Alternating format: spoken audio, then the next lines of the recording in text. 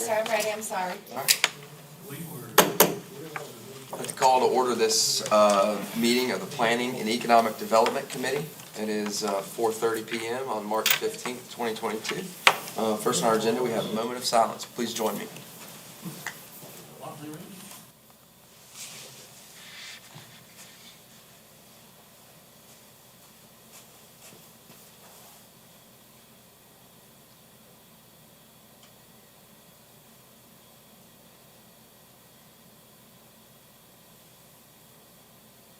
Thank you.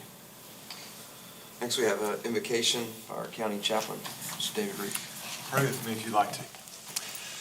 Father, thank you for this opportunity to come together for this day that we have to live. Help us to not take anything for granted, but to enjoy it every moment and be appreciative. We need plans. We need guidance by you. And so for this planning meeting, pray for that wisdom from you who can see much further ahead and more accurately than we can. Pray in your name. Amen. Amen. Next, we have our Pledge of Allegiance. Mr. Elliott, would you please lead us? Yes. I pledge allegiance to the flag of the United States of America and to the republic for which it stands, one nation, under God, indivisible, with liberty and justice for all. All right. Next on our agenda, we have approval of minutes from our August 17th, 2021 meeting. Do I hear a motion to approve? So moved. Second. Any changes? All those in favor, please say aye. Aye. All right. On to discussion items. We have an update on code enforcement activities. Step forward, sir. Thank you. Hello, gentlemen. Could you please just state your name and your position? Gabriel Hernandez, Oconee County Code Enforcement. Yeah. So I just wanted to give an overview since July 1st for when I started. And we want to give, first of all, by saying what is the IPMC and what is code enforcement? Well, the IPMC is the International Property Maintenance Code. That's the code that was adopted by the county, Section 6-51. It establishes and regulates minimum requirements and standards for land, structures, equipment, and facilities, okay? So the minimum requirements. And the three things that it establishes and regulates are light, ventilation, space, heating, and protection from the elements, safety from fire and other hazards, and sanitary maintenance.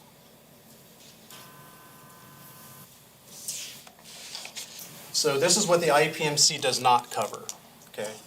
It doesn't cover any problems or properties within the municipal boundaries of Salem, Seneca, Walhalla, Westminster, and West Union.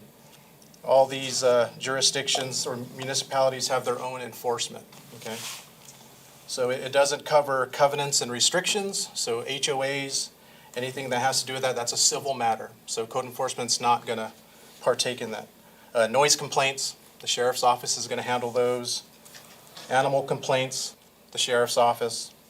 And suspicion of illegal activity, which is the sheriff's office as well.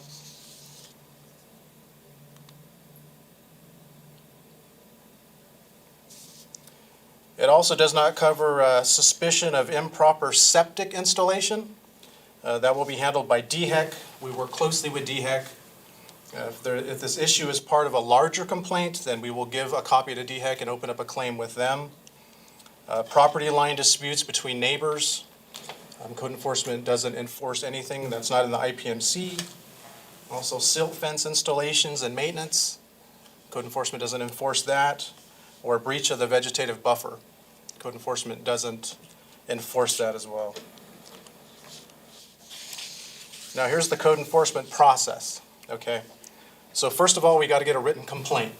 And that complaint has to be filled out and sent into the office, or we either mail it, we can email it to them, has to be signed and returned to us. And then that starts the process, okay? So what we do is we locate the property, we do a site inspection, we enter it into CitizenServe. Okay, we identify violations if there's any violations, okay? And then a notice of violation is sent out. Once that's sent out to the property owner, then that starts the paper trail. Right now, we give 30 days to remedy the violations. So within those 30 days, if we make contact with the property owner, we get some kind of correspondence, and then we'll work on a plan to get it resolved. Okay? And if there's no progress that's made, they just refuse to do anything, then we could write an ordinance summons, and at that point, it goes to the magistrate, and it's out of code enforcement's hands. That's what we're not trying to go to. We're trying to work with the property owner or, remedy the violations as best as we can, to work with the people of the county.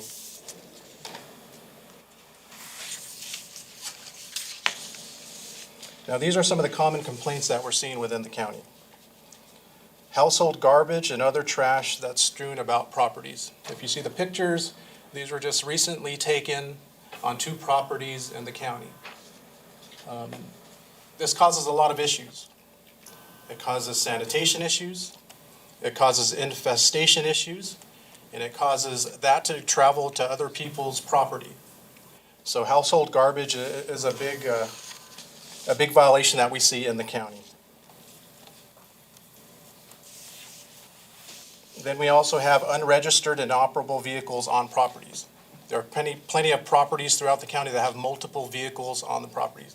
So as of right now, there's activity in the planning and zoning regarding a possible junkyard ordinance, which I'm sure you guys are aware of. We also have dilapidated and unsafe structures. There's many of these structures throughout the county, and they're unsafe. Okay, we have one right now next to Blue Ridge Elementary that little kids walk on the sidewalk. It's an unsafe building, so we're working with the property owner to get that taken care of, because we have to safeguard against life and limb. And then we also have unsanitary living conditions. Okay, unsanitary living conditions can be a lot of different things. In these 2 pictures right here, there were 39 cats taken out of this house. It was, there's a lot of fecal matter and urination, and it became unhealthy for them to live in it. So the property was condemned.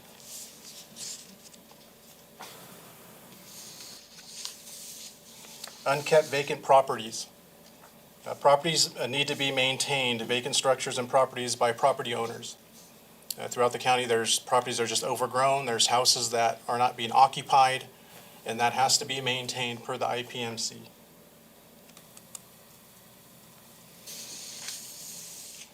As of right now, as of July 1st, 2021 to present, we've closed 118 cases.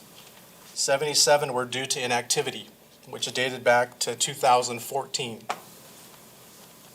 Currently, we have 99 cases that are open. 32 of these cases since July, and 44 we are actively working right now, which means we've made contact.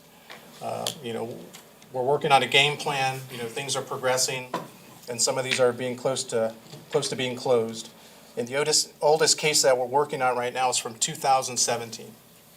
So we have cases that have dated back to 2014, and due to there not being a code enforcement officer, we've closed them, but some of them have reopened because we've had more complaints on those same properties. So actively working means at least one or more of these are true, okay? A site visit has been completed, a notice of violation has been mailed out, a dialogue has been established with the property owner. Okay, some of the obstacles we have to success. Right now, we're facing financial challenges for property owners. There's several properties in the county that are dilapidated and could possibly be condemned, but people don't have anywhere to go. They don't have money. A lot of times, they don't even have a vehicle.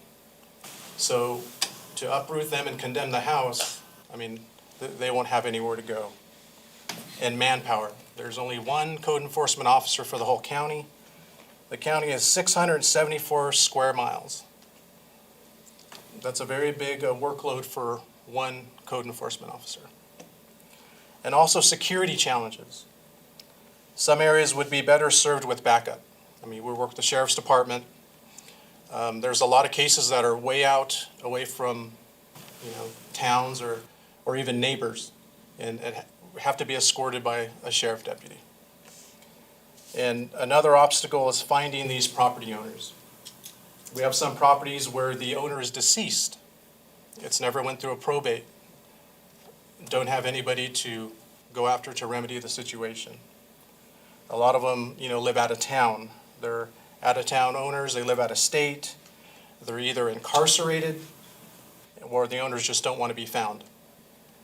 I've been to sites where I've made contact, went back again and never seen the individual again. Could not send a notice of violation. It's been returned and returned. So as of right now, it's an open case. I mean, there's nothing that we can do about it. So is there any questions? Thank you for what you're doing in the way that we're going about it. And I think that's kind of, some people think that we come in and push people out of their houses, and that's not the goal. And I've been involved in a few where we've had some complaints on trash, and not just my group, but several other groups have helped clean up those properties for that very reason. The people don't have the ability to do it. When it gets bad, it gets bad. And so there's several churches and several people that volunteer to go and assist with that, which is getting it back. The issue that I have at times is when that property gets back to that same setup, months or sometimes weeks afterwards. I've cleaned up the same property 3 times to try to assist, and to me, that's, when that gets documented that way, it's very discouraging to the groups that spent their time doing it. So, I don't know how we address that, because it's kind of like the free pass when you have people come in, because you're talking about, probably $10,000 to $20,000 to clean up these properties, to take it down to dirt. But there's a lot of groups out there that do, just like our little group does, to help those people out. Same way on some of the properties, there's a lot of programs out there to help get roofs back on homes and get stuff done for those people that own those homes to keep them in there. We've been very blessed. A group that I'm a part of actually helps do that and works with contractors in the area to assist with those. And I think y'all have actually identified some of those property owners and sent them through that program. And that's helped take a dilapidated structure and try to at least put a roof on it. That's 90% of the issue is roofing, and then it causes other issues on the inside. As well as, adding another code enforcement officer. For what we're trying to do, I'm always in favor of that because of what we are. Everybody says it's an infringement on property rights to tell a person what they can and can't do. The issue I have with it is when what you're doing on your property affects those properties around you, you're infringing on somebody else's property rights. So I don't think you have the right to trash your own property when it affects the properties beside you. And that's the things that we work on, is the way that you're going about it, the way that you're talking to the people, and encouraging them, hey, how can we help you? What can we do to get you back? Besides, obviously the county's not going to go out and clean up somebody's property, but these areas, a lot of them are harboring crime, dilapidated structures. The abandoned structures are notorious for drug activity and things going on around there. So that's what the concern of the community is, and it's unfortunate that a lot of them are being allowed to be in existence. And I'm not even talking about where people are living. I mean, it's somebody that died and it's in probate or whatever it is, and it's unsafe for anybody, but people are residing in it that are not supposed to. The other one is burned out structures. I know y'all are trying to touch base on those. Several of those, I've got several in my area. I bet you there's 30 or 40 that are burned out for years and that have just, whatever reason, some of them got insurance money and still didn't tear them down, and the insurance company pays you to demolish the structure. So those are some things that I want us to continue to work on, because again, it gives a place for crime, criminal activity to harbor. And, you know, when you have crime, you have trash, and then you're dealing with a whole nother problem. So I appreciate what you're doing. Thank you for what you're doing. And, you know, we'll continue to do everything we can from a volunteer basis, to make, you know, when we have an issue, to address it. So it doesn't, we don't want people to lose their property. That's not what this is about. This is about how to help those areas around it. So, thank you. John, you have anything? Mr. Hernandez, thank you very much. And if I could, you mentioned financial challenges. I'm assuming that, you know, as Mr. Davis just mentioned, there are groups, worked with many groups who provide, churches specifically, that provide assistance for people who can't afford it. I wonder if we could give, when that situation arises, and maybe we're already doing this, give a list to the property owner of these organizations that can assist. And I don't know that we can give those organizations a list of the property owners that, are having financial challenges and getting this property brought back up to code. But if we could maybe give the property owner, say, hey, I know you can't afford it, here's some groups that assist with situations like this. Is that something that would be useful? Oh, yeah, it could be useful. We just gotta find out what wouldn't be a conflict of interest. Yeah. Okay. Well, I mean, this would be charitable. Like, they wouldn't say, all right, you gotta pay for it. They would say, we'll come in and help you clean it up, and help you fix it free of charge. I mean, they're not they're not charging for it. No, that would be useful. Okay. In terms of manpower, how many of those, you said there's 99 active cases? Yeah, that are on- 99. How many of those do you have to use a sheriff's officer, take a sheriff's officer off the road to go accompany? I'd say probably 60%. 60%? Yeah. Okay. So that's about 60 properties. Yeah. I work with the sheriff's department probably twice a week, all day. So we try to get at least 7 cases, when I'm working with them. And I've probably been working them last month and a half. Okay. Yeah. All right, well, that's very good to know. And then, manpower, if we had a second code enforcement officer, would both you and the additional code enforcement officer go out together and remove the need to take a sheriff's deputy? Well, it depends. In some of these cases that are way far out, another guy would be substantial. But, I mean, there's some places where we have cases that the sheriff goes with another person. Yeah. Okay. So eliminating that, I mean, it's just situation's gonna dictate. Okay. And then, So several of those properties are known,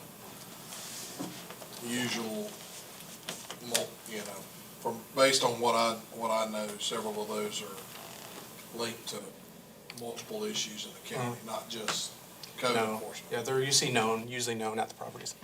And it's in the main Without areas. naming properties, that's, Yeah. Thank you, sir.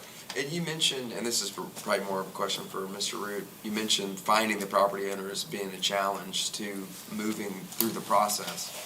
Can we, worst case scenario, publish notice in the newspaper or whatever proper legal notice is to keep it moving? For litigation purposes, yeah, I know you can do that. As far as getting actual notice, or I guess vicarious notice, for lack of a better word, through publication, I'm not sure how that plays in with the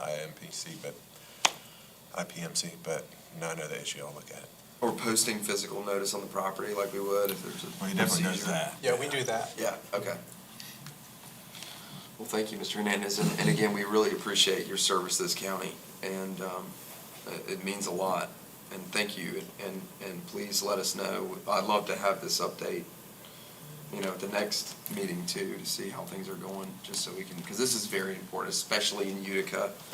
I know that that's an area you probably unfortunately spend a decent amount of time dealing with issues, but hopefully we'll see that 99 be a lower number next time around. Thank you.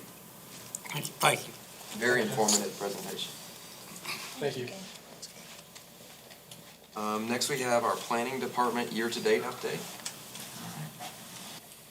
Members of council, good afternoon. Good afternoon. I did just want to touch on one thing that Mr. Hernandez did bring up on some of these violations. He mentioned silt fencing, sedimentation, and vegetative buffer violations. When those come in, they do come to the planning office, so we do investigate those if they're within the overlay. The majority of those are associated with active building permits, which means we can go and directly talk to usually it's a contractor who has those violations and sort those out. So we do handle those as well. They're just not through the IPMC. I did have a visual for you guys on where we are kind of year to date. Oh, they do fantastic. Okay, so this top is plat reviews, and this is going back to 2015. So you guys can see kind of, there was a little jump in kind of what we have seen as a county over the past couple of years. Just a small jump. Little jump, little jump. So starting about 2 years ago, I'm not sure if there was something going on in the world or anything, but you can notice that there is a substantial change in the number of plat reviews that we've done. And that bottom chart is subdivision reviews. So these are new subdivisions that have come in that are being reviewed by our county planning staff. The 2022 numbers, those are from, I think, the 2nd or the 3rd of March. So those are already out of date. And we do expect those to continue to rise and at least meet last year's this year again. So we are staying very busy with plats and especially subdivisions. The subdivisions, we have 10 active subdivisions in review right now that are not yet ready for construction. So we have over 2,000 units or plats that are getting ready to be coming online within this calendar year, with the expectation that will be even more than that. So we get calls every week from all over the country, people that are interested in moving to Oconee County, that want to know about the planning and zoning regulations, from developers who are interested in developing and finding properties here in Oconee County. And we expect it to continue to grow. Could I ask a quick question? Please. James? So subdivisions 2021, 27, Yes. plats 539, just for the public's benefit. Yep. Does that include, do those subdivisions include all of the parcels within the subdivision? Those subdivision reviews include all of the plats within the subdivision. So that These are 539 includes all 27? No, that Oh, includes it does none not. of the These are just 27. individual plats? Yes, those are individual plat reviews for somebody who's purchased a piece of property or for somebody who has purchased inside a subdivision but is having it replatted as they are the new owner of the property. Gotcha. So how many, do you have any idea how many parcels or lots within, say, 2021, there's 27 subdivisions? I don't, I would want to look at it, but I can get that to you Yeah, that would be tomorrow. helpful too, just to know, to add that to the plats. Because we're talking about new construction, correct? Yes. I mean, that's, And just to relate to that, if I could, Mr. Chairman, as I was going through budget documents today, I noted that as of March 1st of this year, we have 2,548 building permits issued. So, and that's not broken down categorically, but 2,500 new ones this year, where 2 years ago, we were like 1,200 per year. yeah. There's been some statements by people, looking back at the census that was conducted 2020, that we're not really growing that much. We haven't grown that much. We've 5,000 people in the past 10 years or whatever it was.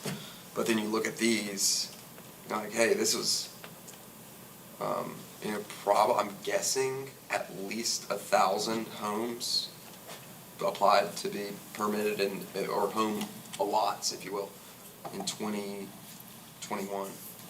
I'd be very comfortable with that number.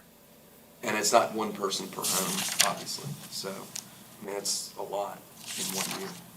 And we've seen that growth for the past few years.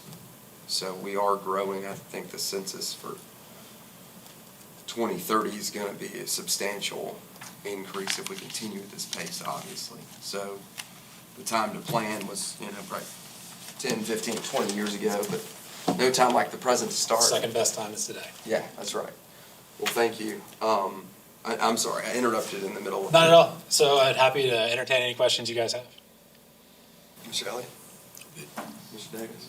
Thank you, Mr. Absolutely. Coley, very much for your presentation and just kind of going over that. Sure. Appreciate you. Maybe you just turn around and. Yes, I was just gonna stay here, For the next time. Or you can exit and come back. No, you're good. We'll be dramatic a little bit. All right. So, Much better. the next thing we have here is the introduction of the stormwater program and timeline. And, this is something we've talked about for a couple of years, as not only do we have wars and rumors of wars, but we also seem to have natural disasters, maybe, or rain events that are more frequent in our area and throughout the southeast. It seems like 100-year events happen every year now, or maybe more than once a year. And so I see that maybe our current infrastructure was not constructed with those events to take place as often as they do, and maybe we ought to look at working on those things, especially considering how many hundreds of billions, if not trillions of dollars are flowing out of DC. Whether we agree with that or not, there's money to be invested in Oconee County. With that introduction, if you don't mind kind of giving us. Sure. So Kyle with Roads and Bridges and I have had some preliminary conversations about stormwater. We do see planning and Roads and Bridges as having really going to have to be holding hands on stormwater, because every road project needs to be a drainage project, and drainage projects need to take into account roads and impermeable surfaces wherever they are. The worst thing you can put on a road is water. It is one of the most damaging things you can do to your asphalt. So good drainage makes for good, long-lasting infrastructure, and having good drainage programs keeps water where it's supposed to be, keeps it out of people's homes, keeps it off the road where it's a danger and a hazard. One of the things we've already done is we have gone back and forth considerably on a county engineer's job description. So that is going to be coming out pretty soon. Talked to Kyle today, he said maybe as early as next week. So we have both given our input on that and kind of what we think that job description needs to entail. And the next step, once that person's hired, is really creating the goals and objectives for that office. So we want to have a program that has a very clear, defined goal. And then from that, we would be hoping to have, kind of towards the end of 2022, a clear goal in mind and start drafting a ordinance that could be enforceable on a regulation for stormwater. And again, happy to entertain any questions. Well, I've got one observation. I get a lot of phone calls about 188 Kiwi School Road. Okay. I guess it's between the school and it's there in Highway 28. Mr. Brock, I'm sure you probably get calls too. Kellett, no, that's Kiwi Elementary. No, not at Kiwi Elementary, the old Hamilton Center. Yeah. Much closer to Mount. Yeah, close. Yes. Yeah. The I former mean, that road Hamilton gets shut Correctional. down, just water. Oh, with the water on the Yeah, roads? Yeah, and I don't know if that's something the state has to take care of. That or- is state. Yeah. Yeah. It's a state road, so they'd have to do something about the Correct. stormwater, right? Theoretically. Once it's on the road, it's everybody's problem. Oh, yeah. Right. So if Oh, it's, yeah. I can reach out to the state too if you like. We have. Okay. We have. There is an improvement plan. I don't think the allocation for funding has been approved, but I did gather a ton of information from the DOT regarding our road funding and all of that. There's a whole list of improvement plans that are in certain steps and processes for Oconee County, well, each county actually. And that particular section in 188 is on there. There's another section on 188 where it says that there's compromised asphalt, but I think that's closer to where the fire station is. Well, that bridge is in bad shape too. Bridge is not ranked It's not. on this document, no, sir.